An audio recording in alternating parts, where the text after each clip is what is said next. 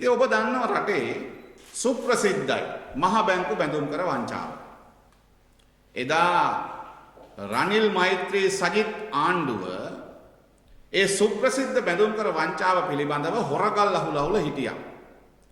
Ravi Karunanayake Aloysius එක්ක එකතු වෙලා එදා කරපු දේවල් මොනවාද කියලා රටේම මිනිස්සු දන්නවා.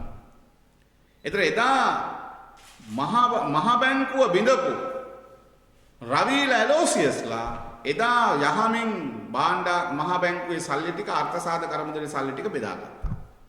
එතකොට මේ ගෝඨාභය රාජපක්ෂ මහත්තයා බලයට එනකොට තිබිච්ච ප්‍රධාන සටන් පාඩ දෙකෙන් එකක් තමයි මහ බැංකු බැඳුම් කර වංචාවේ දූෂිතයන්ට දඬුවම් දෙනවා, පාස්කු ප්‍රහාරයේ චූතියන්ට දඬුවම් දෙනවා කියන එක. පාස්කු ප්‍රහාරයේ චූතිතෙනු තව ටික දවසක් යනකොට මට හිතෙන්නේ කාලේ වැලි තලාවෙන් මේගොල්ලෝ වහලා දායි. මොකද දැන් අර මැරිච්ච මිනිස්සු එදා පල්ලි ගියක වැරදි කියලා කියන්න තමයි ආණ්ඩුව සැලසුම් හදාමින් යන්නේ. ඒක තමයි දැන් ආණ්ඩුවේ සැලසුම තියෙන්නේ. එතෙන්ට දැන් මේ කතාබහ රික් වෙමින් තියෙනවා. දැන් බැඳුම් කර වංචනිකයන් කෝ? මහ බැංකු බැඳුම් කර වංචාවට සම්බන්ධ වෙච්ච පුද්ගලයන් කෝ? අද කෝ ඒගොල්ලන්ට දෙන දඬුවම් කෝ? අර්ජුන මහේන්ද්‍ර සිංගප්පූරුවේ ගේනෙක් ගැන කතා කරන්නේ. ඇලෝසියස්ලට නඩු දානවා කියනවා. ඇලෝසියස් මහ බැංකු බැඳුම් කර වංචාවෙන් හොයාගත්ත මිලියන 25000 කෝද? ඔහුගේම ගිණුම් ප්‍රකාශයටපත් කරා. 2015 පෙබරවාරි මාසෙන් පස්සේ ඔහුම ප්‍රකාශයටපත් කරපු PTL ආයතනයේ මුදල් වාර්තා අනුව මිලියන 25000කට වැඩිය 2017 සැප්තැම්බර් හොයන් තිබුණා. ඒ සල්ලිකෝ. දැන් අලුත්ම චාලේ නාඩගමක් ආපහු මේ ආණ්ඩුව නටන්න යනවා. දැන් අලුත්ම විදිහේ සුද්ධයක් පටන් අරන් තියෙනවා. එදා මහ බැංකුව සුද්ධ කරපු රවීල ඇලෝසියස්ලා වගේම අද රාජපක්ෂලා ඇලෝසියස්ලා එකතු වෙලා මහා භාණ්ඩාගාරය සුද්ධ කරන තවත් වැඩක් තමයි මේ කරන්න යන්නේ. ඔබ දන්නවා අර්ජුන ඇලෝසියස් මහ බැංකුව බැඳුම් කර වංචාවෙන්ම හොයාගත්ත සල්ලි වලින් ඉස්කාගාර මිලදී ගත්තා වගේම ඉස්කාගාරයක් මඩ කලපුවේ හදනවා. එතකොට ඉස්කාගාරයක් මඩ කලපුවේ හදද්දී ඒ මඩ කලපුවේ හදන ඉස්කාගාරෙට ලයිසන් එක ගන්න බැරි වුණා. මොකද මෙහි හදන මෙන්ඩිස් අරකු කොම්පැනිය ගෙවිය යුතු බදු ගෙව්වේ නැහැ. මේ වෙනකොට මේ මෙන්ඩිස් අරකු කොම්පැනිය මිලියන 1500ක් පමණ මිලියන 1500ක් පමණ මහා භාණ්ඩාගාරයට ගෙවිය යුතුයි එක්සර්සයිස් ඩියුටි එක. එහෙම නැත්නම් මේ සුරා බදු හැටියට. ඒ කියන්නේ මෙන්ඩිස් සමාගම අරක්කු බෝතල් කරලා විකුණලා ඉවරයි. විකුණපු බෝතල් මිනිස්සු දැන් බීලත් ඉවරයි අරක්කු. බද්ද තවම භාණ්ඩාගාරයට ඇවිල්ලා නැහැ. ඇයි? මේ නිසා මාස 7කට කලින් ඇලෝසියස්ගේ මෙන්ඩිස් සමාගමේ නිෂ්පාදන කටයුතු නැවැත්තුවා. ඒ නිෂ්පාදන කටයුතු නවත්තලා පහුගිය කාලේ පුරාවට අරලියගහ මන්දිරයේ මුදල් අමාත්‍යාංශයේ කාල්ටන් නිවසේ රස්තියාදු ගහ හිටපු කැරකි හිටපු ඇලෝසියස් ඩීල් එක සම්පූර්ණ කරගත්තා. මොකද්ද ඩීල් එක? දැන් අන්න මිලියන 1500ක් සුරාබදු ගෙවිය යුතුයි මහා භාණ්ඩාගාරයට. ඒක ගෙවන්න තියෙද්දි දැන් නැවත මෙන්ඩිස් කොම්පැනියට ලයිසන් එක දෙනවා. ජූලි මාසේ 21 වෙනිදා වෙනකොට මිලියන 100ක් මිලියන 1500න් 100ක් ගෙවන්න ඕනේ.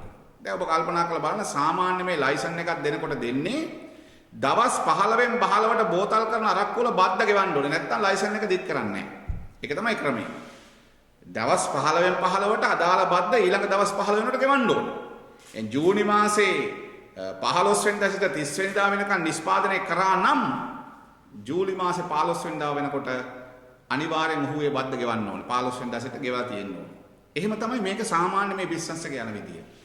හැබැයි දැන් මිලියන 1500ක් ගෙවලා නැති ඇලෝසියස්ට මෙන්ඩිස් ඉස්කාගාරයේ නැවත පටන් අරගෙන නිෂ්පාදන කටයුතු කරන්න බාර දෙනවා. නැවත ආරම්භ කරනවා. කොහොමද? මුදල් අමාත්‍යාංශයේ අවසරය ඇතුව. රාජපක්ෂ මහත්තයලා කොහොමත් මී කැඩුවේ නැහැ අතලෙව කණ්ඩ. අපි දන්නවා ඒක රාජපක්ෂ පරම්පරාවේ විදිහ.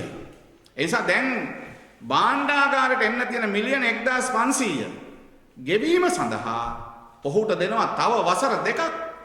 බලන්නකො තියෙන ආදරය මහ බැංකු බැඳුම් කර වංචනිකයන්ට සලකන සැලකිල්ල. මේක සාමාන්‍ය ව්‍යාපාර නෙමෙයි. මේවා සාමාන්‍ය විදිහට ව්‍යාපාර කරපුවා නෙමෙයි. මේ රටක් ලෝකයක් දන්න මහ බැංකු බැඳුම් කර වංචාවෙන් කොල්ල කාපු සල්ලි යොදවලා ගත්ත ව්‍යාපාර තවදුරටත් රජයේ භාණ්ඩාගාරයට එවන සල්ලි ටිකක් ගෙවන්නේ නැතුව පවත්වාගෙන යන රාජපක්ෂවරු මෙන්න ඇලෝසියස්ලත් එක්ක ඩීල් දානවා දැන්. ඇලෝසියස්ලත් එක්ක ඩීල් දානවා දැන්. මේකේ බරපතලම ප්‍රශ්නේ තමයි දැන් මේ මෙන්ඩිස් සමාගමට බලපත්‍රය දෙනවා ජූලි 21 වෙනකොට මිලියන 100ක් ගෙවන්න. කෝටි 10ක් ගෙවන්න. කෝටි 150ක් ගෙවන්න තියෙනවා 10ක් ගෙවලා නිෂ්පාදන කටයුතු කරා යන්න. අවුරුදු දෙකක් දෙනවා ඉතුරු මිලියන කෝටි 140 ගෙවන්න. අපි අහනවා දැන් මේ අරක්කු හදලා විකුණලා බීපු මිනිස්සු බීලත් ඉවරයි. බීපු මිනිස්සු බීලත් ඉවරයි මේ අරක්කු දැන්. එතකොට මේවා අරක්කු බෝතලේ බාරකට ගිහිල්ලා දාන්න කලින් මේවා මේ සමාගම බදු හැටියට එකතු කරගන්නවා. මේ රටේ මහජන මුදල් අවභාවිතාව. එතකොට මිලියන 1500 විතරක් නෙමෙයි. මේකට ප්‍රමාද ගාස්තු ගහන්න ඕනේ. ප්‍රමාස ගාස්තු ගහපුවාම තවත් මිලියන 500ක් මේකට වදිනවා. එතකොට දැන් මේ සල්ලි ගැන කිසිදු තැකීමක් නැතුව භාණ්ඩාගාරයේ මුදල් අවභාවිතා කරන එදත් ඇලෝසියස් මහ බැංකුවේ සල්ලි අරන් EPF එකේ බැඳුම් කර අරගෙන EPF එකට විකුණලා ලාභ හෙව්වා. එදත් කරේ ඒක. මහ බැංකුව එක කවුන්ටරයකින් ණයට ගන්නවා EPF බැඳුම් කර වෙළඳපොලෙන් බැඳුම් කර ගන්නවා EPF එකට විකුණනවා එදත් ලාභ හැදුවා. දැන් අරක්කු නිෂ්පාදනය කරනවා එක්සයිස් ඩියුටි එක ගෙවන්න ඕනේ මහා භාණ්ඩාගාරයට. ඒක ගෙවන්න නැතුව ඉස්කාගාර හදනවා. හදලා අදත් ඒකෙන් සල්ලි හොයලා ගෙවන්නම් කියලා ඒත් කියනවා. මම අහන්නේ රටේ කාටද මෙහෙම ව්‍යාපාර කරන්න පහසුකම් දෙන්නේ මුදල් අමාත්‍යාංශය. මෙහෙම පහසුකම් දෙන්නේ කාටද ව්‍යාපාර කරන්න? එහෙම දෙන්නේ නැහැ.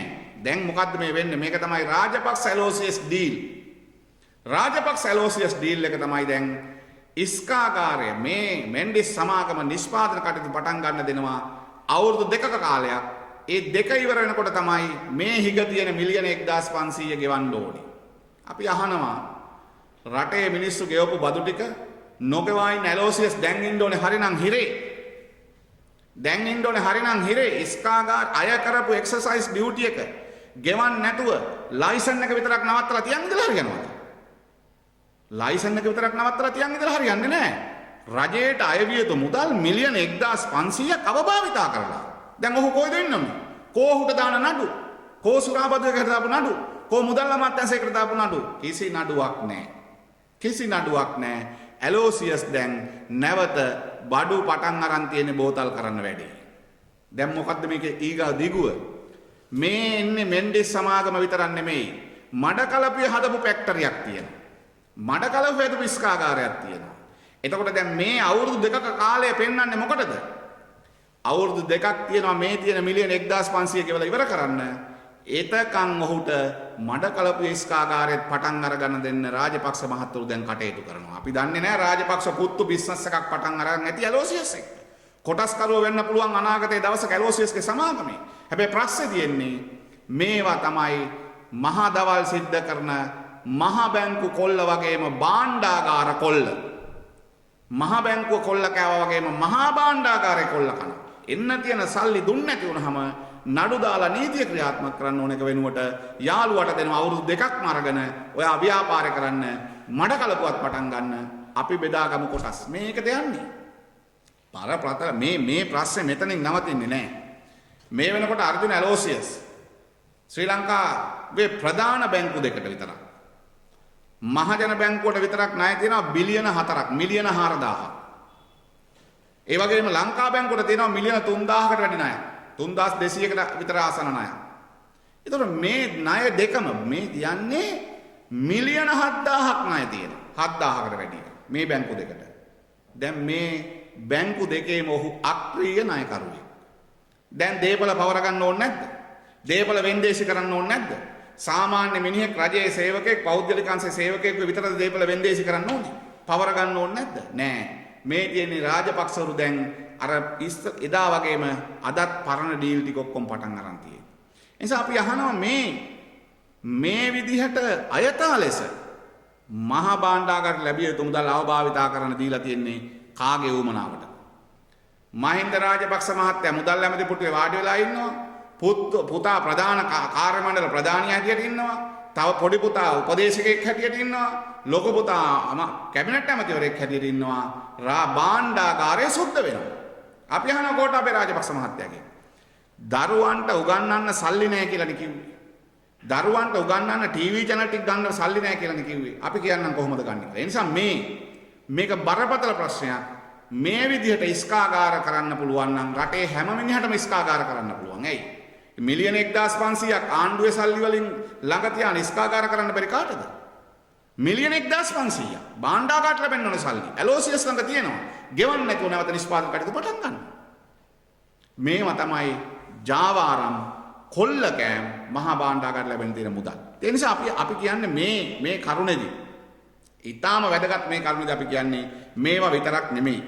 මේවා විතරක් නෙමෙයි එදා මහ බැංකුව කොල්ල කාපු රවීල ඇලෝසියස්ලා වගේම අද මහා භාණ්ඩාගාරයේ කොල්ල කනවා රාජපක්ෂලා ඇලෝසියස්ලා.